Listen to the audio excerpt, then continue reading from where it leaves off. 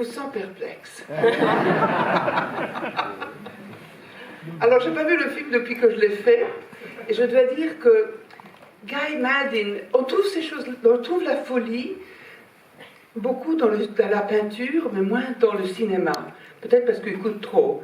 Mais on voit dans Guy Maddin le surréalisme, le cubisme, Picasso. Je veux dire, ça part de tous les côtés.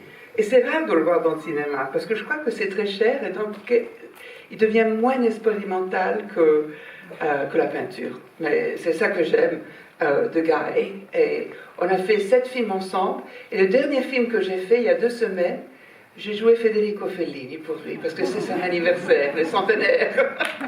Bon, et Guy m'a appelé, il m'a dit, Berkeley University, un grand archive du cinéma à Berkeley, on m'a demandé de faire un film de 4 ou 5 minutes pour honorer Federico Fellini, et il n'y a qu'une actrice, une acteur, que je pense qui peut l'interpréter, le grand génie, c'est toi. Voilà, dites-moi la logique de tout ça, il n'y en a pas, mais je l'ai bien fait, j'ai bien volontiers, j'étais très contente de faire Federico Fellini pour Guy, on a tourné le film en 2 heures. Bravo. Et peu de temps après The Saddest Music in the World, parce qu'on peut dire quand même que la relation Rossellini-Maddin, c'est une relation très forte. Et c'est pour ça qu'on avait choisi aussi ce film ensemble pour votre masterclass. Mais Rossellini, moi, ou Rossellini papa? Rossellini, vous. Ah bon? Non, Rossellini, moi. Parce que j'ai mon père aussi qui est metteur en scène. Et lui, il fait du néoréalisme. Là, rien de tout avec ça. Mais il y a quelque chose en commun, je crois. C'est le goût que j'ai de faire des expériments au cinéma. Je crois qu'il vient de mon père. Que quelque part, il était un cinéaste très expérimental. Il a essayé des choses, il a même fait faillite, mais c'est toujours très intéressant. Et je crois ce goût du jeu, de chercher de faire des choses nouvelles, le courage même de le faire, ça vient de mon père. Et d'ailleurs, peu de temps après The Saddest Music in the World, vous avez fait, Guy Maddin et vous, un film en hommage oui. à Roberto Rossellini. En 2006, mon père, c'était le centenaire de mon père, et je savais que la Cinémathèque et des autres musées auraient célébré mon père, et j'ai eu une envie de raconter, de dire moi-même ce que je pensais de mon père. Et quand je travaillais, j'avais envie de faire la mise en scène, mais comme j'ai dit au départ de ce soir, je me disais, je n'arriverai jamais, il y a 150 personnes sur un plateau, il faut être comme un général, c'est au-delà. Mais là, Guy, on a tourné le film une vingtaine de jours, on était 15 personnes sur le set, donc j'ai dit, ça je peux gérer, ça j'arrive à gérer. Mais aussi, il y avait une esthétique dans le cinéma de Guy. C'est pas un cinéma muet, mais il a l'esthétique du cinéma muet. C'est blanc et noir, des fois c'est bien en couleur, mais il y a des rayures, il est tout effacé. Et j'avais ce sentiment de cinéma de mon père, il y a au moins 15 ans. Les films de mon père n'étaient pas encore restaurés, et comment est-ce qu'on dit, il se ruinait de plus en plus, et il n'y avait pas ce mouvement oui, à la Cinémathèque était avant-garde, était la première à le faire, mais il n'y avait pas dans le monde, ni en Italie, un vrai élan pour maintenir la culture du cinéma. Il y avait des fonds de l'État pour la peinture, la sculpture, la musique, mais pas pour le cinéma, parce qu'il est toujours un peu... maintenant on le considère un art, mais ça lui a pris du temps pour être considéré un art. C'est grâce pourquoi la Cinémathèque qu'il s'est passé ça, grâce à Langlois, qui était le fondateur de la Cinémathèque, qui était un des premiers de dire le cinéma, c'est une nouvelle forme d'art. C'est pas une nouvelle technique, c'est aussi une nouvelle forme d'art. Il a commencé la collection qui fait partie de la collection ici permanente, le Core Collection. Et également, vous avez été marié au début des années 80, je crois, avec Martin Scorsese, qui est peut-être un des cinéastes qui le plus tôt s'est engagé pour la cause des films anciens, oui, leur je restauration. Me souviens, Martin est très savant, à part être un grand maître du cinéma comme metteur en scène, il connaît le cinéma beaucoup, il est vraiment un historien du cinéma. Et il regardait beaucoup de films Et il appelait les différentes compagnies, les studios, en disant je veux voir John Ford, je veux voir. Et il n'y avait pas la pellicule. Et quand on voyait les films dans des projections privées, ils étaient magenta, la voix était cassée, il y avait des rayures, et c'était la seule copie qui restait. Lui devenait presque fou. Il a commencé un mouvement avec aussi Spielberg et Lucas, qui se sont mis ensemble pour chercher de restaurer le cinéma. Maintenant, tout ça semble-t-il préhistorique, parce que maintenant, les archives du cinéma sont devenues extrêmement commerciales grâce aussi à Netflix, à Amazon, où on peut aller et se faire comme un download des films, on peut les voir. Mais avant, c'était pas comme ça. Voir des vieux films, on les voyait à la cinémathèque où il y avait des rétrospectives. C'était impossible les voir et les studios ne pensaient pas qu'il n'y avait aucune valeur monétaire de finance et donc ils n'investissaient pas. Et c'est commencé vraiment avec Martin Spielberg et Lucas, au moins en Amérique, ce mouvement de restauration. Et puis maintenant, il y a aussi un bénéfice commercial. Et donc maintenant, c'est facile. C'est pas facile parce que maintenant, la question est comment restaurer. Vous le savez bien, parce que vous êtes la cinémathèque, vous avez ce problème. Est-ce qu'on restaure un film qui a été tourné en film, ou est-ce qu'on fait des restaurations simplement, comment est-ce qu'on dit, avec le computer qui coûte moins cher, mais est-ce qu'on va perdre les vieilles techniques et tout ça? Donc les archives ont toujours des problèmes. Et en Italie, donc, a été lancé le projet Rossellini. C'est quelque chose dans lequel, donc par la Cineteca de Bologne, par la Cineteca di Roma et par Cinecittà. Je suis extrêmement reconnaissante à la Cineteca di Bologna, à la Cineteca Cinecittà à Rome, parce que la Cineteca di Bologna, comme vous savez, c'est le numéro 1 dans la restauration du cinéma mondial. Et Rome, c'est un peu comme on l'appelle la Hollywood sul Tevere, c'est le centre du cinéma. En Italie, c'est Rome. Et il y a le Cinecittà, qui est un studio, mais aussi une institution. Et les films de mon père avait retenu les droits de ces films, mais après qu'il est mort, sa compagnie a fait faillite. Et donc, ils sont allés aux enchères. Et la première fois, il n'y avait pas les institutions du gouvernement qui pouvaient l'acheter. Donc ils sont partis un peu à droite et à gauche, mais pas trop, parce que mais les films de mon père étaient connus pour ne pas faire de l'argent, grâce à Dieu. Ils sont restés là, puis il y a eu une autre enchère, et là le gouvernement avait eu les fonds, et donc tous les films de mon père ont été récupérés par le gouvernement italien, et ils sont de la Cineteca Nazionale, et ils ont été restaurés par la Cineteca di Bologna. Donc l'œuvre de mon père, pas toute complète, parce que certaines choses se sont perdues, mais plutôt l'œuvre complète est maintenant est sauvée. Voilà, et on montre... J'y pensais pas. Quand j'ai fait le film avec Guy Maddin, je lui ai demandé justement de pouvoir... prendre cet esthétisme qu'il a du cinéma muet, qui est un cinéma qui est en train de partir, c'est comme des ectoplasmes. Je me suis dit, c'est la dernière fois que je vois le film, parce qu'après, on le voit jamais. Et j'ai demandé à Guy d'utiliser son esthétisme pour faire le film que j'ai fait sur mon père, qui s'appelle My Dad is 100 Years Old, mon père a 100 ans, qui est aussi très surréaliste. Moi, je ne savais pas de l'être, mais je le suis, parce que chaque fois que je fais mes films en tant qu'auteur, ils deviennent assez étranges. Et je ne savais pas ça, mais mon père, c'était un gros ventre, mon père était gros, et donc j'ai fait mon père avec un grand ventre, comme un Bouddha, qui me parle du cinéma, qu'est-ce qu'il faut faire. Et puis, j'ai continué à faire du cinéma en tant que metteur en scène, et je deviens animal, comme vous avez vu. Donc, je ne peux pas m'empêcher d'être un peu surréaliste. Et dans My Dad, vous jouez le rôle de Selznick, le rôle de Hitchcock. Oui, je joue Selznick, Hitchcock. Et déjà Fellini. Fellini. Et c'est pour ça peut-être que Dai a pensé à moi. Elle a beaucoup aimé comme je jouais il y a 5-10 ans. Il n'y a que le rôle de votre père, enfin le ventre. Le rôle de mon père. C'était pas vous. Non, c'était pas non, grâce à Dieu, parce que je fais aussi le mannequin. Ça, c'était un ventre comme ça. Non. Et attendez, je voulais vous poser une autre question. J'ai même joué ma mère. Ah oui. Toujours dans My Dad is 100 Years Old. Ah oui, c'est vrai, à la fin. À la fin, je joue ma mère aussi. Et vous disiez, quand vous avez... Est-ce que vous pouvez nous raconter votre arrivée à Winnipeg et votre rencontre avec Madine et la manière dont lui travaille au Canada? Donc j'ai reçu un script qui était illisable parce qu'il était tellement baroque qu'on ne comprenait rien à ce qui s'est passé. Mais il m'a aussi envoyé, à ce moment-là, il y avait encore des cassettes, il y avait des cassettes de ses films. Et il y en avait un, c'était 5 minutes. Je dis, bon, 5 minutes, je vais regarder. Et je me souviens, j'étais dans un bureau d'un ami, et j'attendais que mon ami sortait. Il y avait une télévision, j'ai mis la cassette dedans, vraiment comme ça.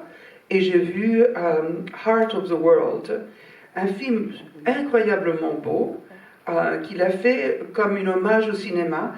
Le Festival de Toronto, je ne sais pas si c'était le 50e anniversaire du Festival de Toronto, lui a demandé de faire des films de 5 minutes comme hommage au cinéma.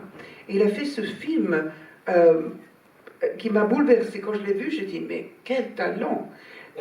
Et là, j'ai décidé de travailler, parce que le script, je ne le comprenais pas quand je le lisais.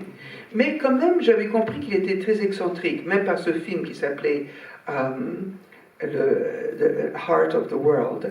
Et donc, je lui ai dit, est-ce que je peux venir à Winnipeg te visiter pour voir s'il était trop excentrique, parce que quand on fait un film, je ne savais pas qu'on aurait fait en 20 jours, mais même 20 jours avec un fou, c'est trop. Et donc, j'ai dit, ben, je viens te voir. Et je suis partie pour Winnipeg. Vous savez, c'est une ville au nord du Canada. Quand je suis arrivée, c'était moins 40 degrés.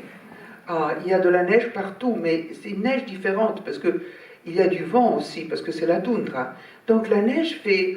le vent monte la neige et lui fait faire comme des dentelles. C'est complètement surréaliste. La ville est une des plus mauvaises, vilaines villes du monde, mais en même temps, il y a ces dentelles de neige, de glace. Il y a des choses, alors quand on sort, par exemple, on ne peut pas toucher, on ne peut pas ouvrir la porte de la voiture parce que c'était trop froid, on reste attaché avec la peau. Alors il y a plein de petites règles comme ça, il faut faire ça, il faut faire ça. Moi j'étais complètement enchantée, c'était déjà surréaliste d'être là à Winnipeg. Quand je suis arrivée, de toute façon, quand je suis arrivée à l'aéroport, Guy, très gentleman, est venu me chercher à l'aéroport et on attendait ma valise. Et Guy m'a dit, mon grand-père vient de mourir. Je dis, ah c'est triste. Oh non, pas tout à fait, il vient de mourir, il est mort il y a 3 mois, mais on n'a pas pu l'enterrer parce que c'est glacé ici, donc il faut qu'on attende. Et puis on l'a enterré un jour que c'était un peu plus chaud, mais puis c'était chaud le 2, 3, 4 ou 5 jours, donc il y a flood, comment est-ce qu'on dit, quand il y a beaucoup d'eau. Parce que la neige, c'est... Inondation. Il y a une inondation, donc mon grand-père a été pris dans son tombeau et maintenant il est descendu le long du fleuve. On l'avait trouvé 10 km là. On va le renterrer maintenant. La glace est revenue, la température. Et moi j'étais là, je l'écoutais et j'ai dit voilà, en anglais on l'appelle le chit-chat, comment est-ce qu'on dit le chit-chat quand on parle de rien? Une conversation légère. Une conversation légère, quel temps qu'il fait, voilà. Et je dis, ça c'est le chit-chat à Winnipeg. Ça c'est pas mal d'y passer 20 jours. Et est-ce que vous pouvez nous dire comment il travaille là-bas? Il a une équipe qui lui est fidèle? Oui, il a une équipe qui lui est fidèle. Il fait... alors vous avez des sensations qu'il y a des foules dans son film, mais effectivement, lui, il tourne et puis il fait les projections, comme ils étaient faits dans les années 20 dans le cinéma. Donc il y a toujours un écran, et il fait des projections, et nous on joue devant l'écran, et des fois il y en a 2 ou 3, et donc qui donne cette impression un peu surréaliste, et aussi des fois... je ne sais pas, par exemple, quand Maria de Medeiros et Chester vont dans l'autobus, le bus est tout petit par rapport à eux. Je ne sais pas si c'est voulu, mais des fois quand on fait... Parce que lui, c'est fait comme un collage, c'est comme un artiste de collage.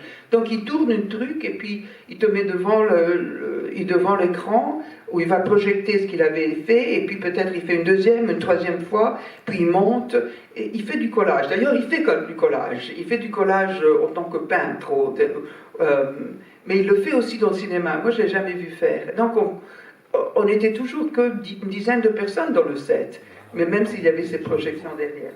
La journée se passe très calmement, en famille. Tout le monde a la caméra, tout le monde fait tout, on nettoie, on joue, on fait tout le monde fait tout. Et c'est très agréable de travailler avec lui, c'est très amusant. Et tout le monde est très ami. Et il y a une partie du film qui a été tournée en Super 8. Oui, aussi il mélange les techniques du film, justement pour lui donner encore ce sens de... Je ne sais pas, peut-être quand les films des années 20 sont restaurés dans différents stocks de films, et donc il y a des fois des grains, des fois il n'y en a pas, et donc lui aussi tourne sur beaucoup de différents films, oui, de différents... Super 8, 16, je ne sais pas, 35, parce que je ne crois pas qu'il a l'argent. Oui, mais ça donne toute la richesse plastique c'est ça. du film. Oui, c'est ça. Et... Alors moi, je ne savais pas. Moi, on était mariés avec Martin, on avait vu les films de mes parents se dégénérer tellement, etc.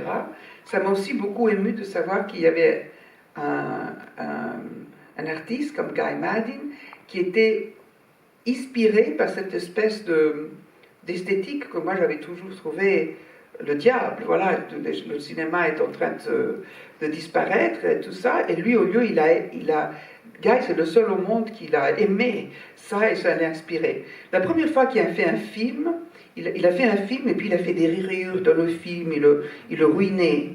Et il a envoyé au laboratoire la pellicule, le négatif, il a ruiné le négatif, il a envoyé au laboratoire pour imprimer une copie positive, et le technicien, il a dit, ah Guy, je crois que je vais être très content du résultat, parce qu'il l'avait restauré.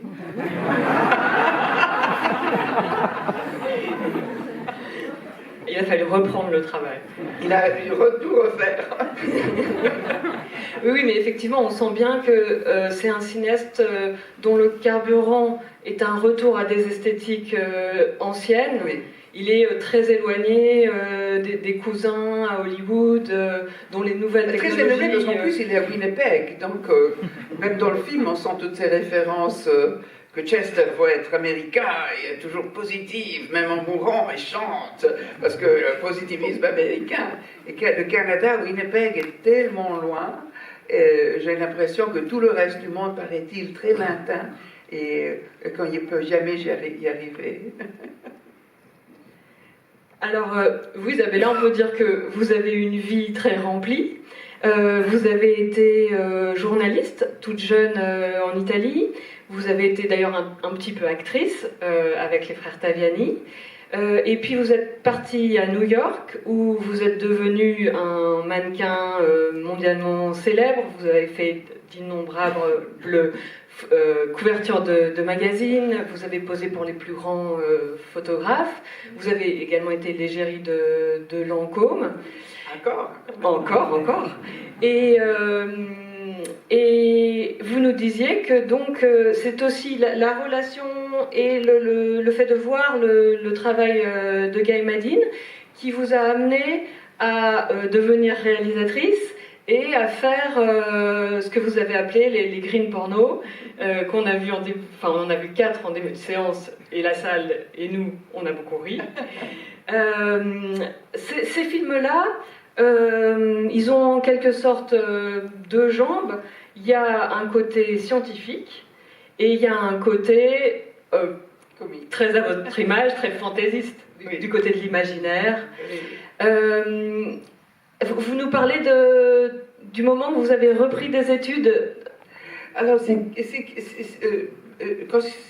quand on vieillit, nous, belles femmes, il n'y a plus de travail. Donc, on est beaucoup à la maison et mes enfants aussi étaient grands et c'était parti de... Et donc, moi, j'ai toujours beaucoup aimé les animaux et j'allais souvent écouter des lectures, des conférences sur les animaux dans le musée, l'histoire naturelle, etc. Et un jour, il y avait une femme très connue en Amérique, peut-être connue ici aussi, elle s'appelle Temple Grandin. Temple Grandin, elle est autistique, mais elle comprend les animaux. Et donc, c'est incroyable ce que je veux dire, parce que ça paraît-il une contradiction, mais elle a redessiné tous les abattoirs de l'Amérique, et maintenant elle est en train de travailler en Chine, parce qu'elle comprend comment lui faire pas peur aux animaux, et donc les animaux sont moins stressés quand ils vont à la mort. En plus elle est artistique, elle est une femme formidable, et donc j'avais beaucoup lu ses livres, et je suis allée la voir, parce que je ne l'avais jamais vue en vrai, à une conférence à l'université de New York. Et quand je suis rentrée, il y avait des étudiants qui donnaient un petit pamphlet qui disait que l'université venait d'ouvrir le département d'éthologie, qui est le comportement des animaux et conservation. C'était la chose que je voulais toujours étudier depuis que j'étais enfant. Mais quand j'avais l'âge pour aller à l'université et faire ces études étaient encore très rares. Ça n'existait pas en Italie, ça existait zoologie, biologie, mais pas les études de comportement des animaux. Ça existait à Cambridge, Oxford, mais pas dans le reste de l'Europe. Donc j'ai pas fait des études. J'ai peut-être fait des études d'agriculture, mais tout le monde me disait, mais l'agriculture, tout le monde laisse la campagne, il n'y a pas d'argent dans la campagne, tout ça. Donc je suis restée dans le métier de famille. Mais puis, j'avais quoi, 55 ans, 59 ans, à cette conférence, quand j'ai lu, non, j'en avais 60, je sais, parce qu'il y a après une opération que je fais, que je l'ai fait quand j'avais 60.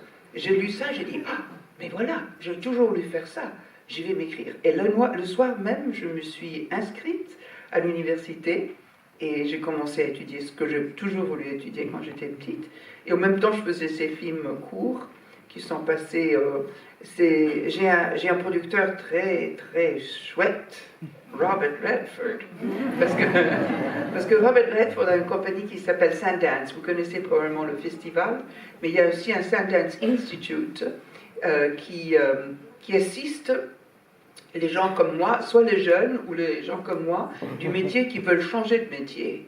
Et donc, il m'a toujours beaucoup soutenu, Redford, et c'était le producteur des premiers crimes porno. Et puis, comme tous les gens qui font des expériments, ils perdent de l'argent, il n'avait plus de l'argent. Et c'était Claire, qui est ici ce soir, qui a financé Mamas. Vous avez dit 2 épisodes. Celui-là avec l'hamster, et celui-là avec l'araignée. Ça, c'était une série que j'ai fait ici en France. Mes séries, ça c'était sur l'instinct maternel. J'en ai fait sur comment les animaux se reproduisent, comment se séduisent, et aussi est-ce que ça existe l'instinct maternel ou pas. Donc j'ai fait les mamas. Et quand vous avez commencé les green porno, c'était pour une diffusion sur Internet. Oui. Ça, c'était une chose qui vous plaisait? Non, mais je ne connaissais pas. Je ne connais pas tellement bien. Je connais rien de distribution. Mais Redford a eu l'idée. YouTube venait de commencer. Et YouTube, c'était un peu comme Instagram aujourd'hui, où on met les photos personnelles, les films de famille. Mais c'était toujours des films courts. Et il y avait quand même beaucoup de gens qui regardaient. Et donc Redford, qui est aussi grand savant du cinéma, qui connaît bien le cinéma, il était très nostalgique du cinéma des Frères Lumière, de Edison, que c'était toujours des films très courts, de 1-2 minutes. Mais ils peuvent avoir beaucoup d'émotions, Méliès. Il y a beaucoup d'émotions, mais c'est très court. Et puis ce format très court est disparu. Le format le plus court qu'on peut faire en Amérique, avant maintenant comment est-ce qu'on dit, l'électronique, c'était la demi-heure de télévision, qui n'est même pas une demi-heure, c'est je crois que c'est 22 minutes, parce qu'il faut laisser 8 minutes pour la publicité. Donc ça, c'était les formats en Amérique standard. Et avec YouTube, Redford s'est dit, on peut reproposer le cinéma muet qui était fait avec des très courts films. Et donc il a appelé plusieurs personnes, moi aussi, en disant, est-ce que vous avez envie de faire des séries de films courts, qui soient seulement 2 minutes, pour chercher s'il y a un vrai marché, pas seulement d'expression personnelle, de ta vie personnelle, tes enfants, mais un public qui veut voir des films courts, comme c'était au départ du cinéma. Et comme ça, on l'a fait, et on a eu beaucoup de succès. Et j'ai fini pour faire 40 films courts. C'est génial. Et les costumes et les décors sont très beaux. Ça, c'était une volonté à vous que d'avoir ce type d'images, de couleurs, de matières? Oui, j'ai travaillé pour Mamas en France avec une différente équipe de laquelle je travaille en Amérique. C'est moi qui fais les dessins des costumes, mais je ne suis pas, mes dessins, je ne veux pas vous les montrer parce qu'ils sont vraiment moches. Mais disons, l'idée de base vient de moi. Parce que je veux résoudre les choses très facilement. Parce que j'ai vu comme Guy faisait ses films, et ces films paraît-il très compliqués, mais eux, ils sont extrêmement simples. Et je veux qu'ils restent extrêmement simples parce que je veux maintenir le contrôle. J'ai bien compris qu'une fois qu'on se met à côté quelqu'un qui fait des effets spéciaux, ou quelqu'un qui vous...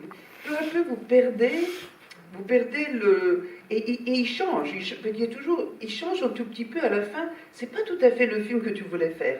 J'essayais de faire, par exemple, de l'animation, et il y avait une femme extrêmement gentille, qui était la femme d'un biologiste qui m'aidait avec mes films, et elle a dit, je rêve de faire les films. Donc, j'ai écrit le script, j'ai raconté tout. Elle était mariée avec un biologue, donc elle connaissait bien la science.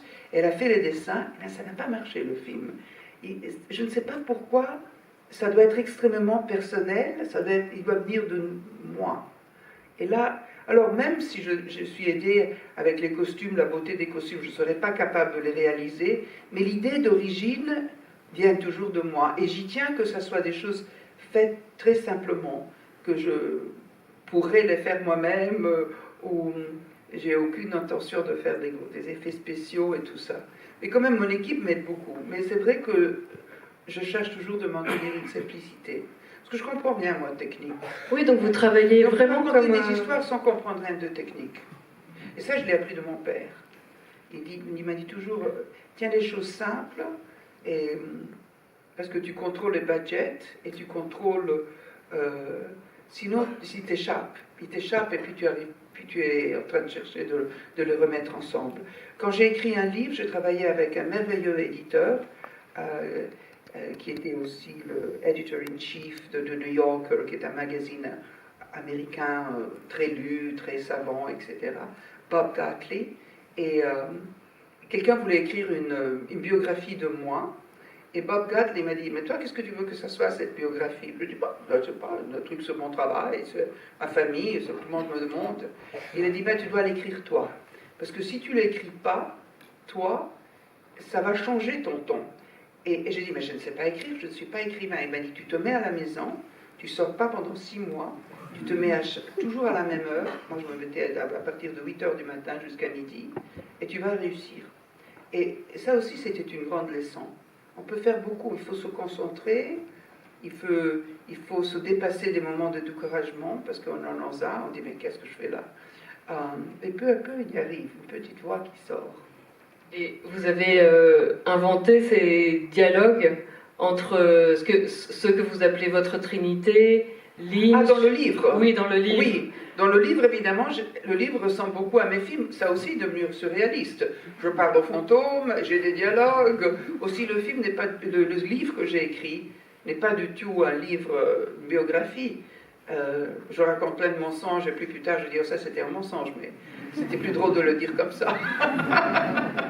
Et c'est devenu un peu mon style. Oui. Alors peut-être qu'on pourrait parler de vos rôles au cinéma. Oui. Donc vous êtes revenu au cinéma relativement tard, oui. Et avec Blue Velvet. J'ai fait 2 films avant Blue Velvet. Donc j'ai fait un film avec les frères Taviani que vous avez montré, Il Prato. Mais les frères Taviani venaient d'une tradition du néoréalisme, qui était un style de cinéma qui a été inventé ou fondé par mon père. Et très souvent, il n'y avait pas des acteurs professionnels. Mon père travaillait avec des grands acteurs comme Anna Magnani ou ma mère, mais les autres acteurs n'étaient pas professionnels. Donc quand les frères Taviani m'ont demandé d'être dans leur film, moi j'étais très hésitante, je n'avais pas envie d'être actrice. Et maman m'a dit, tu ne peux pas t'empêcher, tu dois travailler avec eux, c'est une énorme aventure, tu as 23 ans, il faut que tu le fasses. Et elle a eu raison, je l'ai fait, le film a très mal marché Mais elle m'a dit, quand même, c'était une grande aventure, tu as beaucoup appris, et c'est vrai, quand on est jeune, on apprend. Et j'ai beaucoup appris. Donc j'avais fait ce film, et puis j'ai plus fait de film.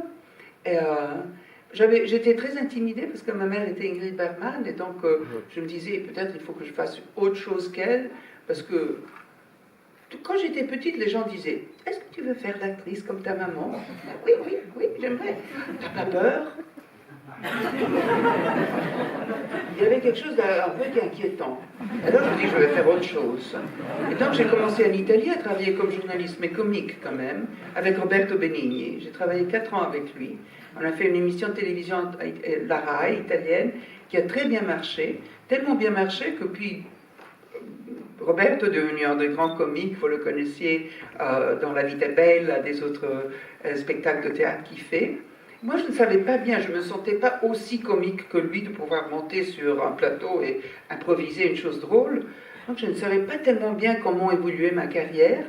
Mais j'étais déjà aux États-Unis et on m'a proposé de faire le mannequin, que j'ai fait comme ça, pour voir. Avec un photographe, Bruce Weber, avec qui je suis extrêmement amie encore aujourd'hui, qui travaillait comme un peu mon père, pas seulement avec les mannequins, mais aussi avec des gens normaux. Donc je pensais, comme j'avais fait avec les Taviani, je travaillais avec lui, et ça lançait une grande carrière de mannequin, que j'ai adoré, parce que moi j'adore la photographie, donc pouvoir travailler avec des photographes comme Avedon, Penn, Peter Limberg, qui malheureusement qui vient de mourir il y a 4 mois maintenant,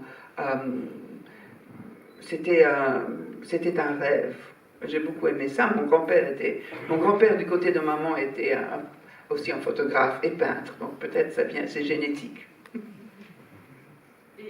Et Avedon, vous avez raconté que vous aimiez beaucoup travailler avec lui et qu'il arrivait à lire vos émotions. Alors, j'ai travaillé avec Richard Avedon. On a fait plusieurs couvertures du Vogue américain. Et Avedon, un jour, je posais devant sa caméra et il me disait, mais change de pensée, j'aime pas ce que tu penses. Je changeais de pensée. Et puis je me suis dit, mais est-ce qu'il sait vraiment qu'est-ce que je pense? Donc je suis revenue sur la pensée que j'avais eue, qu'il m'avait dit de ne pas avoir. Tout de suite, il m'a dit, mais je t'ai dit de ne pas avoir cette pensée. Et je ne crois pas qu'il savait exactement ce que je pensais, mais il voyait les expressions. Parce que quand on pose devant la caméra, comme quand on fait le cinéma, il faut que se concentre et avoir des sentiments qui ressortent de toi et ils ressortent de ton visage. Mais vous avez tous eu ce sentiment. Vous savez, vous avez tous lu un livre et vous vous êtes perdu dans le livre. Mais je suis sûre qu'il y avait une caméra et vous filmez à ce moment-là, quand vous êtes plein d'émotions que vous lisez, vous avez lu les émotions. Pas exactement, ah là le mot, mais quand même, elle est triste, elle est anxieuse, elle est amoureuse. On le voit, ça ressort. Et donc le métier, soit de mannequin, soit d'actrice, c'est de se concentrer, d'avoir ces sentiments et laisser que ces sentiments s'expriment et qu'ils sortent de ton visage, de ta peau. Et Avedon le voyait, il ne savait pas ce que je pensais. Mais vous savez quoi? Quand il a eu 70 ans, tout le monde lui a envoyé, on a fait des vidéos pour son anniversaire. Alors, ma vidéo pour lui, c'était comme ça. Mais je chantais dans ma tête Happy birthday to you et je l'ai envoyé.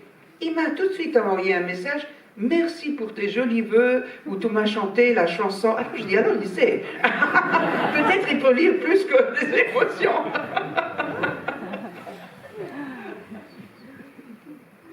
Et alors je vous ai entendu lundi soir à la télévision, non mardi soir, à la télévision en France, juste avant l'ouverture du festival, donc avec Blue Velvet, et vous avez dit à ce moment-là que c'était le rôle auquel vous restiez le plus attaché, mais que ça avait été aussi le plus difficile. Est-ce que vous pourriez nous parler de ça? C'était un rôle difficile parce que je joue une femme battue qui est probablement victime du syndrome de Stockholm. On n'avait pas vu au cinéma. C'était difficile. La chose plus difficile, c'était très facile de travailler avec David parce que il m'inspirait beaucoup, on s'est beaucoup entendu. Avec Laura Dern, Kyle MacLachlan, ils sont restés, on s'appelle La Famille, on est encore restés très amis. Donc tout ça, ça a très bien marché. Puis quand le film a sorti, il y avait une très grande controversie. Il y avait soit les gens qui l'aimaient, mais les gens aussi qui l'haïssaient. Et moi, j'étais renvoyée par mon agent. Je n'ai pas eu d'agent pendant très très longtemps. Lancôme s'est beaucoup fâché. Ils voulaient me renvoyer, mais puis ils m'ont tenu, parce que le film a commencé à avoir du succès. Ils ne voulaient pas s'associer à quelqu'un qui était lié au scandale. Donc, tout ce côté-là, c'était assez difficile. On ne s'attendait pas non plus que le film aurait le succès qu'il aurait eu, parce qu'on fait des petits films artistiques à la périphérie de la grande industrie, expérimentale. On espère que ça peut nous donner une possibilité d'ouvrir une autre porte, mais on ne s'attendait pas à tout le grand succès de Blue Velvet. Oui, c'était après Dune. On n'était pas prêts. Parce que il est venu le succès, mais il est venu 1 an plus tard. Au départ, c'était assez dur. Et avec Dennis Hopper? Dennis Hopper, oui. Alors, David il avait déjà, quand je l'ai connu, David, on s'est connu dans un restaurant, et lui, il me parlait toujours de Helen Mirren. Elle me disait qu'elle voulait tellement avoir Helen Mirren dans le rôle de Dorothy Valance, que j'ai joué moi. Et moi, je venais de faire un film avec Helen, et David me dit, non, donne-moi le numéro de téléphone, je dois l'appeler. Non, je ne te donne pas le numéro de téléphone, je voulais le connaître, je ne savais pas qui il était.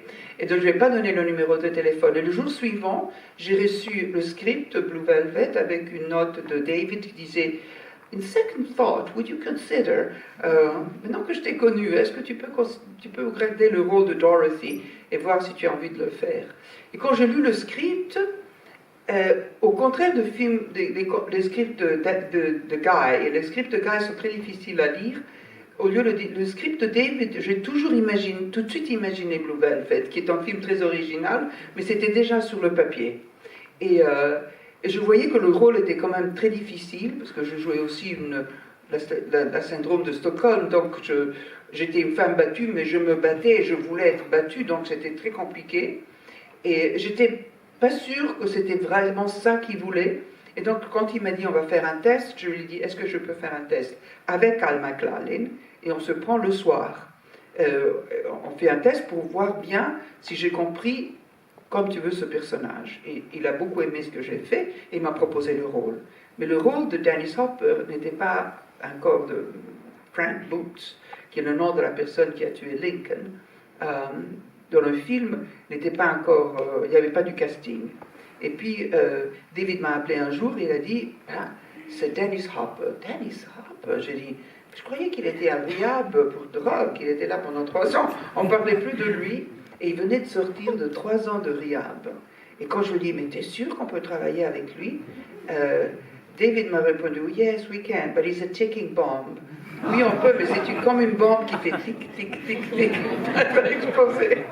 Et il était un peu comme ça. Me dit extrêmement savant, comme toutes les gens qui ont du mal avec la santé, avec la drogue, l'alcoolisme. Quand ils sortent des rehabs, ils ont fait tellement de psychologie, ils sont souvent des grands savants, et lui il a été, et dans le set il était vraiment merveilleux, on est restés très amis, il est très, très savant, saggio, on dit en italien, oui. Et est-ce que c'est vous qui avez composé vos tenues, le choix de la perruque, de la robe? C'est bon, parce que je crois alors quand j'étais jeune, j'étais pas bonne du tout à l'école, mais puis j'ai fait une académie de mode, de costumes. Ma cousine est costumiste. Costumiste, on dit en français? Costumière. Costumière. Et donc j'avais pensé que peut-être j'aurais fait ça quand j'étais... Et donc j'ai fait des études, pas de mode, mais aussi de mode, parce que c'était l'Accademia di Costume e Moda, donc c'était l'Accademia à Rome de costume et mode, et ça m'a toujours plu la mode. Et donc ça m'inspire, même en tant qu'actrice, très souvent, je ne connais pas vraiment le personnage, la psychologie du personnage, mais une fois que je me commence à habiller, je commence à le voir. Ça se passe tout par la robe, c'est drôle. Donc même quand j'ai fait Blue Velvet, j'ai demandé à David Lynch si je pouvais me maquiller. et les cheveux. Puis j'avais une maquilleuse, j'avais quelqu'un qui me faisait les cheveux, la perruque, mais le dessiner, l'inventer. Et j'ai fait la même chose sur Sailor et Lula. Sailor et Lula, c'est mon hommage à Frida Kahlo, parce que le personnage sur Sailor et Lula, elle s'appelle en français, non? Sailor et Lula, c'est Wild Time, oui. Sailor et Lula, le personnage que je faisais, elle avait un nom sublime, Perdita Durango. Perdita Durango, quand j'ai lu le script, j'ai eu l'impression que c'était quelqu'un de sexy, de très attirant, mais aussi de repulsive, comment on dit, de repoussant. Et ça m'est venu à l'esprit Frida Kahlo, parce qu'elle est un peu comme ça. Elle est très attirante, très forte, très belle, mais en même temps, elle est poilue, elle est sauvage, elle a du sang, elle te fait peur. Et donc, il y a cette espèce d'attraction et de répulsion. Et donc, j'ai fait le personnage de Perdita Durango, même physiquement, qui ressemblait à une version moderne de Frida Kahlo. Mais quand même, j'ai les sourcils comme ça. J'aurais voulu aussi avoir un tout petit peu de moustache, mais David ne m'a pas permis. Ah, c'est trop, il a dit. Et puis et Blue Velvet, donc je croyais que le personnage de Blue Velvet, qui s'appelle Dorothy Valance, était quelqu'un de très blessé, de très agité, de la folie, elle le savait. Et donc, elle devient comme une espèce de poupée, pour tout cacher. Donc, perruque, les paupières bleues, là, les bouches rouges, les faux cils, comme ça, comme une poupée, pour cacher tout ce qui était derrière. Donc, c'était une façade. Et David a beaucoup aimé cette idée, il m'a laissé faire le maquillage, au moins dessiner le maquillage, puis il y avait un maquilleur qui le faisait tous les matins. Et d'ailleurs, pour l'une des scènes de Blue Velvet, vous vous êtes également inspiré d'une photo. Oui, encore là, une photo. Peut-être parce que j'aime la photographie. La scène la plus difficile de Blue Velvet, c'est quand je sors dans la rue à la fin du film, et je marche dans la rue nue. Et le jeune garçon qui est joué par Kyle MacLachlan me voit, il reste choqué, etc. Bon. David m'a raconté avec son frère, et il a vu une femme nue marcher dans la rue. Et il n'était pas excité, il la trouvait pas sexy, il a commencé à pleurer, il a eu peur, et le frère et David se sont échappés pour courir à la maison. Ils n'ont jamais su ce qui s'est passé à la femme, mais ils avaient bien compris que cette femme était... qu'il y avait quelque chose de très dark, de très dangereux, de très malsain. Ils ont eu peur. Et David m'a dit, moi je veux saisir cette expérience que j'ai eue et je veux ce sentiment-là. Et quand il me racontait cette histoire, ça m'est revenu à la mémoire une photo de Nick Hutt, qui est un photographe de la guerre du Vietnam. C'était la fille qui marche dans la rue, c'est une photo très connue de la fille qui marche dans la rue, qui sort d'un village qui a été brûlé par des napalm bombs. Et comme elle marche, comme la geste est complètement helpless, on dit en anglais. Il y a rien, il n'y a plus rien. Tu vois qu'elle n'est plus rien. Elle marche comme ça. Et... Puis heureusement, elle était sauvée par des soldats, parce que je l'ai connue. Elle est venue 20 ans plus tard, elle est venue voir une projection de Blue Velvet, parce que quelqu'un lui avait dit que j'avais repris le geste. Moi, je ne savais même pas si elle s'était sauvée. Elle s'était sauvée, c'était des Canadiens qui l'ont prise, ils l'ont emmenée à l'hôpital, donc ça m'a fait un grand plaisir de la connaître. J'avais peur qu'elle, peut-être, elle était un peu, comment est-ce qu'on dit, que j'étais... offended, comment est-ce qu'on dit offended? Vexée, offensée. Vexée, que je l'avais utilisée comme inspiration. Elle était très contente, ça m'a fait plaisir, parce que quand même, le cinéma est superficiel par rapport à la guerre. Mais elle était contente, donc j'étais très contente. Et ce geste, puis j'ai beaucoup pensé, parce que j'ai dit, David, je suis très exposée, et c'est peut-être les gens, l'audience, et on a pensé, mais on n'est pas venu avec une autre solution, parce que ce geste était tellement helpless. Et donc on l'a adopté. Et quand le film est sorti, bang, ils se sont fâchés. Les critiques se sont fâchés. Le film les a choqués. Oui, le film les a choqués. Et quand ils étaient choqués, c'était ça la scène qu'ils gardaient, parce qu'ils étaient choqués par tout le film. Parce que le film aussi était un peu surréaliste. David aussi, comme Guy Maddie, peut-être un peu moins que David. Mais peut-être maintenant ils se sont rejoints dans la totale folie, la libération de la narrative. Il y a un grand sens, il n'y a pas beaucoup de sens dans leurs films, mais comme je disais, on l'accepte dans la peinture, mais c'est plus difficile de l'accepter dans le cinéma. Mais David est un filmmaker abstrait et Guy Maddin est un filmmaker abstrait.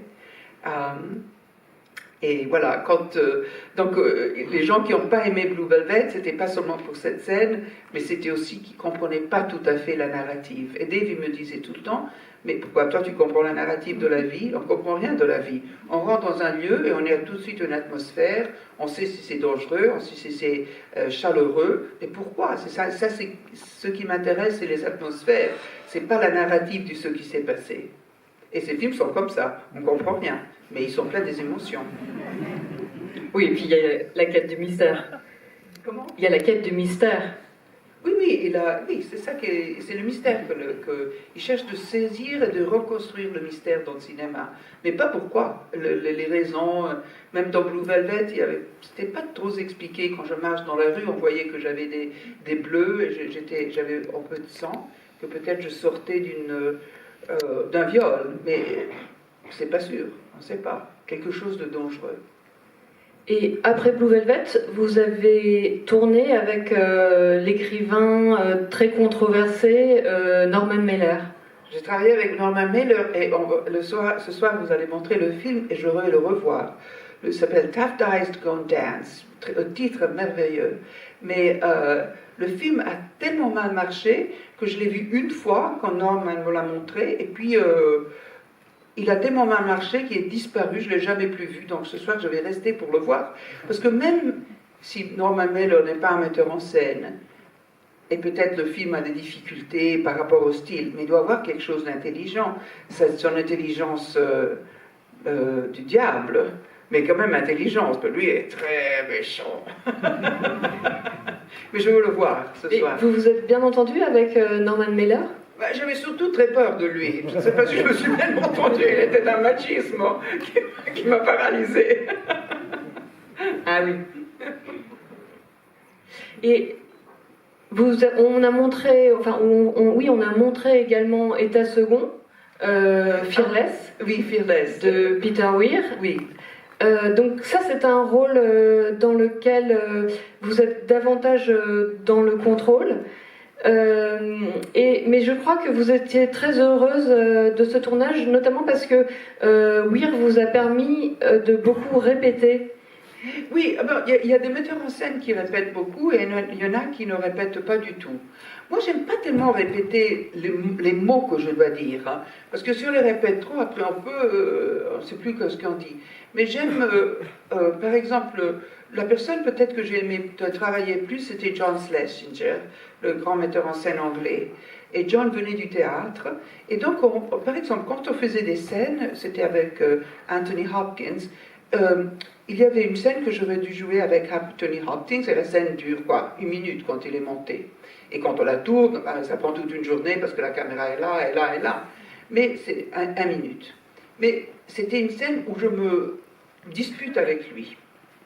Et John Schlesinger nous a dit, voilà, battez-vous sur ce sujet qui est écrit en une synthèse de 1 minute, mais faites comme si vous discutez une demi-heure, comme si c'était un couple qui se disputait pendant une demi-heure. Et on l'a fait.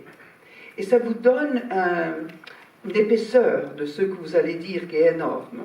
Donc j'aime répéter, mais pas tellement les mêmes mots, non, c'est pas ça, mais de trouver la scène, de trouver tous les sentiments, toutes les complications. Donc peut-être la personne que j'ai aimé le plus de travailler, c'est John Schlesinger, mais Peter Weir aussi, on a beaucoup répété, on faisait aussi l'acteur Jeff Bridges. Comment? Jeff Bridges. Jeff Bridges. Jeff Bridges vient aussi d'une tradition un peu actor studio, donc on s'est très amusé. C'était aussi amusant, c'est un peu la folie, mais lui il aimait, moi je disais, bon, faisons. Il disait, nous, moi et toi maintenant, on est en couple marié, ce soir on dîne ensemble, seuls, comme si on était un couple marié. C'était assez étrange, puis c'était ravissant de travailler avec lui, faire semblant d'être sa femme. Mais quand même, ça aide à une certaine intimité, parce que la manière qu'on touche un homme avec qui on est marié depuis 20 ans, c'est différent que quand tu touches un acteur que tu connais pas, etc.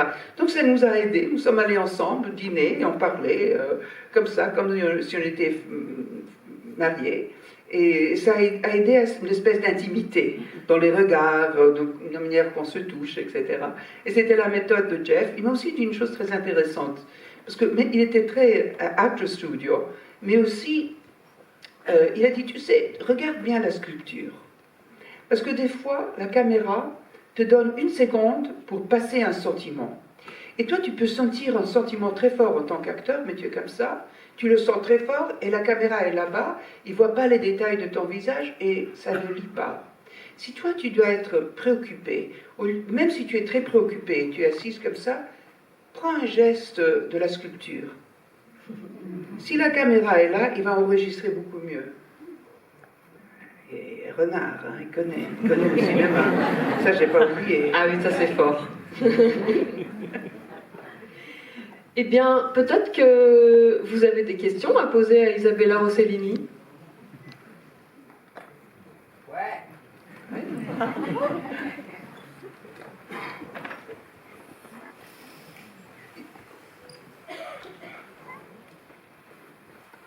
Il y a un micro qui va... Non. Ah oui.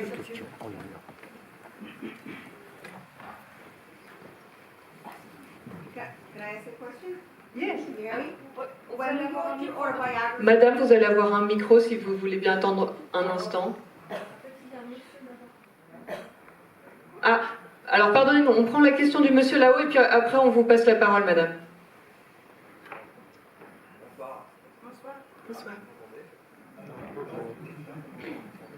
Non, le micro n'est pas allumé. il faut vous appuyer sur le bouton. Merci du conseil. Bonsoir, je m'appelle Victor. Il serait possible de vous voler 25 secondes pour un autographe parce que je suis un grand fan. Vous les selfies. Oui, après, quand on a fini, il n'y a pas de problème, évidemment. C'est pas un selfie, c'est un autographe sur du papier. Ah oui, une signature, même plus rapide. Oui, il n'y a pas de problème. Merci. Merci à vous. Madame, vous avez une question? Oui. Je voudrais savoir, quand vous avez écrit votre autobiographie, vous avez écrit en quelle langue? Parce que vous parlez plusieurs langues. Quand j'écris en anglais. Parce que je suis italienne, mais à l'âge de 18 ans, je suis allée vivre aux États-Unis. Depuis, je voyage beaucoup, mais j'habite aux États-Unis, je fais toutes mes études en anglais, tout ça. Donc quand j'écris en anglais. J'ai appris le français quand j'étais petite parce que mes parents, grâce à la Cinémathèque et à Rive-en-Cloire, à Godard, à Truffaut, au Cahier du cinéma, mon père a été financier beaucoup en France, aussi par Gaumont. Et donc, quand on était petit, on a passé beaucoup de temps à Paris, on a appris le français. C'est une deuxième patrie pour moi, la France, Paris. Et votre mère, elle a parlé sa langue maternelle avec vous? Oui, donc ma mère était suédoise, elle parlait 4-5 langues, sa mère était allemande, donc elle parlait le suédois, l'allemand, l'anglais, bien, quand elle est allée à Hollywood. Nous sommes nés après la période de ma mère à Hollywood, et elle a appris donc le français et l'italien quand elle était mariée avec mon père. Peut-être elle parlait un tout petit peu de français avant, mais ça a amélioré. Elle a vécu aussi à Paris. Après le divorce avec mon père, elle est venue vivre à Paris. Donc nous, en famille, on parle italien, français, anglais. Maintenant, moi, je parle un tout petit peu d'espagnol aussi parce que j'habite à New York. Et de plus en plus, on parle espagnol aux États-Unis. Merci.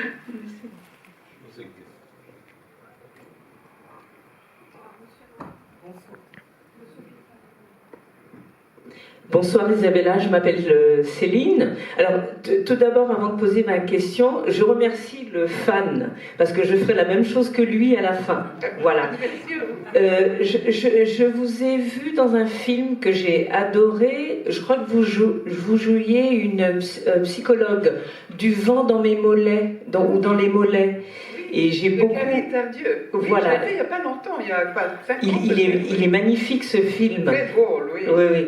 Et est-ce que vous avez des plans pour jouer dans des films français bientôt ou à venir? Non, Oui et non. Je me rends disponible au cinéma, mais moi j'aime plutôt maintenant écrire et faire la mise en scène. Donc je favorise ça. Puis j'ai écrit aussi des monologues, aussi mon premier monologue de théâtre, je l'ai écrit avec Jean-Claude Carrière, le grand. Et donc oui, et quand c'était une merveille de pouvoir travailler avec lui. Et Muriel Mayette, qui était le directeur de la Comédie Française, a fait la mise en scène. Donc maintenant, je commence à travailler par des choses que j'ai écrites avec des gens tellement importantes qui m'inspirent plus. Mais il n'y a pas d'argent. En ce temps, je fais le cinéma. Parce qu'il n'y a pas plus d'argent pour l'instant. Ou des séries, etc. J'ai pas tellement envie de voyager. Je voyage toujours beaucoup. Et je gère une petite ferme bio. Et mes animaux me manquent, mes enfants me manquent. Donc, je viens très volontiers à Paris, mais je ne sais pas si je viendrai pendant 3 ou 4 mois, la nuit de la famille. Je crois que je devais être trop nostalgique. Ah d'accord, c'est très, très italienne. Très italienne, oui. Mamma. Mais, merci. À tout à l'heure. À tout à l'heure. Comment ? En Californie. Moi, j'habite à New York, donc je crois que vous me posez la question si je fais des films en Californie. Oui, je viens de faire une tournée de théâtre pendant 3 semaines, donc je suis partie de chez moi. Il y a plus qu'un mois, maintenant il y a 6 semaines. Et je suis très nostalgique. Mais j'ai fait 3 semaines de théâtre, de spectacle de théâtre en Californie. Et j'ai fait, il y a 2 ans, j'ai fait une série de télévision. Ça, je n'aurais jamais pu le faire, parce qu'il faut partir pendant 6 mois. Ça, c'est trop. Alors maintenant, il me propose peut-être une série de télévision à Boston, mais Boston, c'est 3 heures de voiture de chez moi, alors peut-être je vais la faire, parce que je peux rentrer le week-end, mais je n'ai plus envie d'être trop loin, de partir 6 mois dans des pays très lointains, c'est difficile. Je suis vieille. Je peux rester à la maison.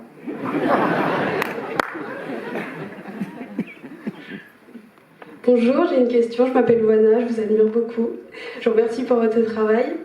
Je voulais vous demander s'il y a un rôle qu'a joué votre mère qui vous a beaucoup influencé ou beaucoup aidé pour certains tournages. Donc je connais les films de ma mère, mais c'est fait d'une époque tellement différente que la mienne. Et le fait que peut-être... Ma mère aussi, je dois dire, elle était très expérimentale. Même quand elle est partie d'Hollywood pour travailler avec mon père, elle a travaillé avec Bergman, elle s'est lancée dans le théâtre avec beaucoup de succès. Donc elle aussi, mais elle était quand même, elle avait un choix plus classique que le mien. Et donc c'est difficile pour moi de faire vraiment une comparaison, dire il y a eu un rôle de ma mère. Mais quand j'ai commencé à faire le cinéma, elle était encore vivante. Et elle m'a donné un autre conseil très intéressant que je vous dis. Alors, elle m'a raconté que sous le gros plan de Casablanca, qui va être montré demain, le script a été toujours réécrit. Et donc, elle ne savait pas, à la fin du film, si elle restait avec son mari ou si elle partait avec Humphrey Bogart, qui a été l'amant. Et ils ne savaient pas. Le metteur en scène, les écrivains, les producteurs ne savaient pas. Ils avaient écrit les 2 différentes fins du film parce qu'ils voulaient tester après avec l'audience pour voir qu'est-ce que l'audience préférait pour la monter dans le film définitif. Et donc, maman, elle a dû jouer la scène très connue où elle rentre dans le café Rick's et ils se rendent compte que c'est le café qui est géré par l'homme qu'elle a beaucoup aimé pendant la guerre. Et quand il voit Rick, ma mère a demandé à le metteur en scène, mais quand je le vois, et je réalise que c'est l'homme que j'aime, je dois le regarder avec un regard d'amour, ou pas. Parce que de qui je suis amoureuse? Parce que vous n'avez pas décidé la fin du film. Qui je vais décider de partir? Et le metteur en scène lui dit, joue-le entre les 2. Alors maman, elle m'a dit une chose très intelligente, les acteurs. Elle m'a dit, j'ai rien fait. Parce que je savais qu'après, il aurait la musique. Et la musique aurait suggéré de qui j'aurais été amoureux. Si j'aurais fait une expression, ça pouvait... Et après, il décidait que... Ça pouvait le... Donc, elle n'a rien fait. Elle est restée complètement comme sous le choc de voir. Et il a dit, je vais laisser que la musique décide pour moi. Ça, c'est un conseil merveilleux. Hein? Oui. Parce que les acteurs jouent, et ils savent aussi certaines choses, comme Jeff Bridges m'a dit, qui était tout complètement acteur studio, il m'a dit aussi, regarde la sculpture, ça va te donner des positions, tu peux sentir tes sentiments, mais prends des positions. Parce que la caméra, des fois, est très lointaine, il ne va pas lire ton visage. Donc les grands acteurs connaissent bien. Oui. Bonsoir Isabelle. Bonsoir. Bonsoir, vous m'entendez? Oui, un peu. Vous m'entendez? Ah, bonsoir, c'est Giacomo. Giacomo, bonsoir. Oui, buonasera. J'ai une question. Moi, parmi les rôles que vous avez joués et que j'adore, il y en a un en particulier et c'est la mère dans Two Lovers. Ah oui. Oui. Que pensez-vous de ce rôle et de ce film? Alors, j'ai joué la maman juive, je l'ai jouée 5 fois. Tellement que le musée de l'histoire juive à New York a proposé une rétrospective avec moi. Je suis catholique. James Gray, je l'adore. James Gray est un metteur en scène de grand talent, qui adore le cinéma européen, qui montrait, quand il m'a proposé le rôle, je l'ai connu, il a dit, j'ai fait une projection d'une série de films européens pour mon équipe, pour qu'ils comprennent le cinéma, et j'ai dit, ah bon, mais c'est incroyable ça, je n'ai jamais entendu, tu as pris une projection, tu as pris une salle, tu as payé les heures, ça coûte très cher, est-ce qu'ils sont venus? Il a dit, oui, ils sont venus, mais ils dormaient tous. Personne ne s'occupait de lui.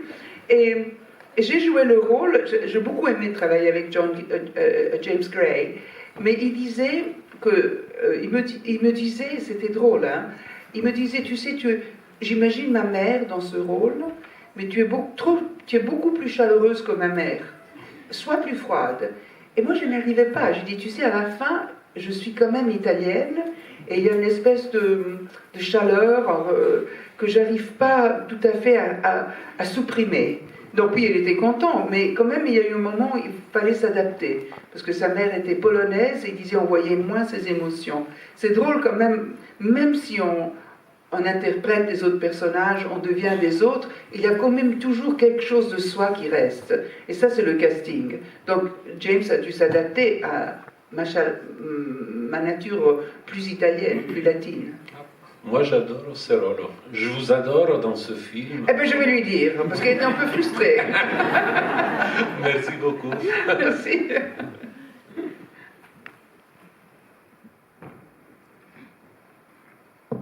Bonsoir Isabella, ça fait depuis l'âge d'enfant que je vous admire, grâce au rôle de l'impératrice Joséphine.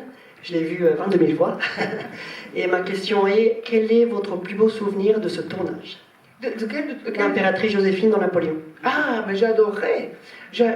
Alors, vous savez que même aujourd'hui, si on parle d'histoire, moi, quand je dis Joséphine, je fais comme ça. Non, parce que Napoléon, il a fait ça à Waterloo, et Joséphine, voilà, et je fais comme ça avec le doigt, parce que je me complètement identifiée avec Joséphine.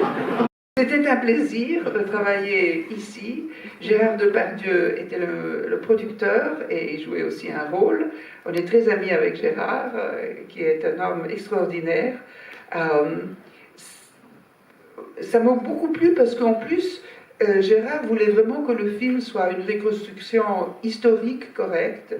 Donc, c'était une recherche sur l'histoire de la française qui m'a beaucoup plu. Et Amour qui est là, c'est mon coach en français, m'a torturé parce que je disais, j'avais un tout petit peu peur d'avoir un accent comme je l'ai, mais Amour m'a bien forcé pour pas n'avoir un accent, donc on a beaucoup travaillé.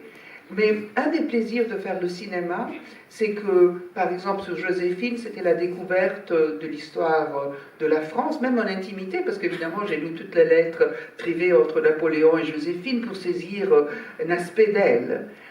Puis j'ai fait un film, par exemple, en Hollande, Left Luggage, avec un acteur très connu hollandais qui s'appelle Jeroen Krabbe, où j'ai joué une autre maman juive, mais juive orthodoxe.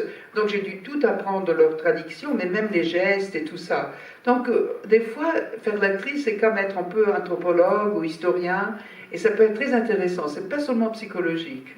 Et ça m'a beaucoup plu, Joséphine, pour cette raison historique. Et je voulais vous dire aussi que vous lui ressemblez énormément, et c'est grâce à vous que j'ai voulu être coiffeur perruquier. mon histoire. Ah, mais mes cheveux, vous savez, j'ai rien de cheveux. Ils sont très courts, ils sont très fins. Je suis ravie que ça vous inspire.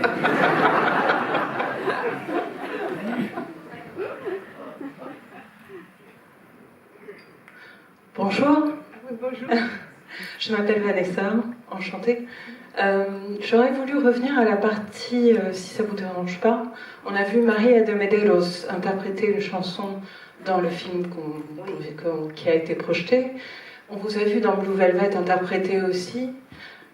Quelle est votre démarche par rapport à la musique? Est-ce qu'on vous a aidé pour Blue Velvet? Comment vous avez pu interpréter? Parce que moi, j'adore la musique et je suis médusée par votre rôle dans Blue Velvet depuis toujours. J'écris une chanson par rapport à ça et je suis en train de la préparer et j'aurais voulu avoir vos conseils. Oui, merci. Alors, évidemment, la musique est émotion, seulement émotion.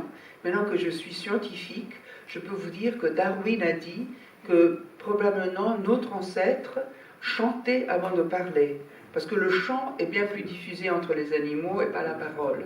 Donc c'est quelque chose de beaucoup plus ancien que la parole, les mots, les langues.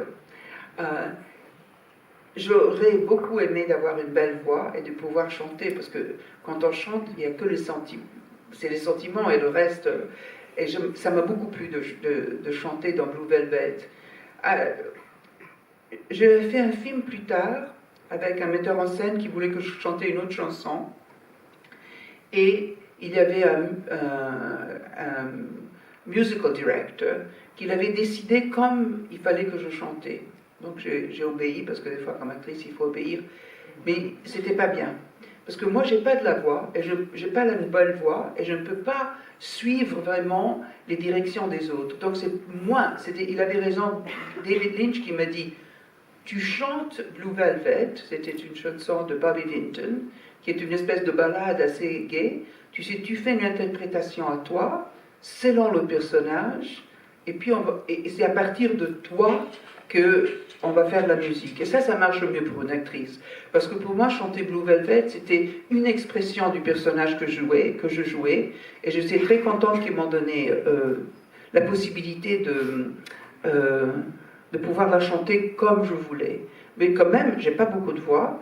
Et je travaillais avec Angelo Badalamenti. D'ailleurs, David a commencé dans Blue Velvet, une grande collaboration musicale avec Angelo Badalamenti. Et depuis, ils ont fait tous les films de David, et même des chansons, de la musique. Il n'y a pas de film. Et oui, j'aimerais beaucoup chanter, mais je ne chante pas. Mais ça m'a beaucoup plu, de Blue Velvet. Ça pourrait revenir? Vous pourriez des fois, mais je ne sais encore pas maintenant, oui. Des fois j'y pense, je vous dis. Des fois j'y pense, parce que par exemple, mon ami Jean-Paul Scarpita a fait la mise en scène de spectacle de Gérard Depardieu dédié à Barbara. Et Gérard ne chante pas bien, mais il dit les mots, il chante, et ça te casse le cœur, parce que tu vois un ami qui a perdu son ami, et la nostalgie de cet ami, la volonté de pouvoir être avec elle en chantant comme nous chantons dans notre tête les chansons nostalgiques. Et donc des fois je crois que je ne pourrais pas être chanteuse professionnelle, mais je pourrais faire ça, parce que tout le monde pourrait faire ça. Comme je l'ai fait d'ailleurs dans Blue Velvet. Oui, je ne chante pas tellement bien, et je chante avec émotion. Juste, est-ce que, comment dire, lorsqu'il s'agit d'une interprétation, vous parliez que les acteurs, vous n'aimiez pas répéter les mêmes mots tout le temps. Moi, j'ai ma professeure de chant qui m'oblige à vraiment chercher tous les mots, la diction et tout ça, et j'aimerais savoir si pour vous, votre approche est différente, peut-être. Alors, Amour est là, mon coach de français. Alors là, on répète beaucoup les mêmes mots, parce qu'il faut être clair. L'audience doit vous comprendre. Donc la technique doit être là. Et il faut beaucoup travailler sur la technique. Mais après, il y a la poésie. Et la poésie, c'est une autre côté du corps, du cerveau.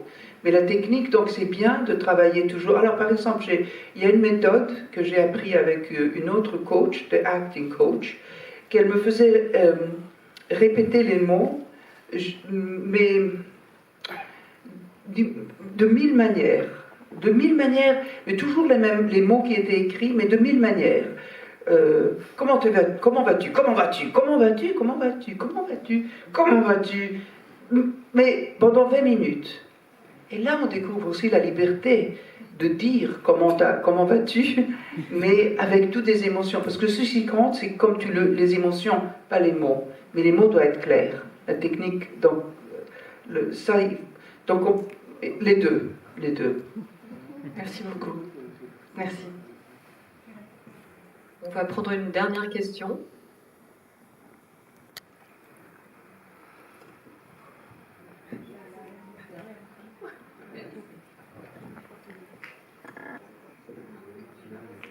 Oui. Bonsoir. Bonsoir. Oui. Si vous deviez choisir un des animaux que vous avez joué, lesquels vous aurez choisi? Donc, les animaux, je dis toujours, il n'y a pas un animal en particulier que j'aime, ou j'ai fait des études en particulier sur un animal. Ce qui me fascine, c'est la biodiversité. Avec ça, je veux dire, on peut avoir, quand j'ai fait les films sur la reproduction, donc le sexe, je le dis avec un mot poli, la reproduction, il y a 1000 manières de faire des bébés. Et c'est ça qui m'intéresse, c'est la biodiversité. D'ailleurs, même à la ferme, chez moi, je suis tellement fascinée par la biodiversité que j'ai des poules, mais ce sont des poules de race ancienne. Et encore une fois, je trouve qu'une petite ferme artisanale comme la mienne a une raison d'être au-delà de faire des œufs, mais c'est de maintenir la biodiversité entre les animaux de la ferme. Il y a plein d'animaux de la ferme, fermiers on dit, les cochons, les moutons, les vaches, les chèvres. L'industrie de la viande, l'industrie de la nourriture favorise une ou deux races. Et il y a plein d'autres races qui sont en danger d'extinction, de droit en disparition. Et donc chez moi, par exemple, même si les gens viennent acheter les œufs, j'ai que des races anciennes où je fais des grandes recherches de quelles sont en voie de disparition. Et c'est ça qui m'intéresse toujours. C'est fascinant la biodiversité. Regardez les fleurs, combien il y en a. Il n'y en a pas une que je préfère, c'est qu'il y en a tellement qui me fascinent. Merci beaucoup, Isabella, pour ce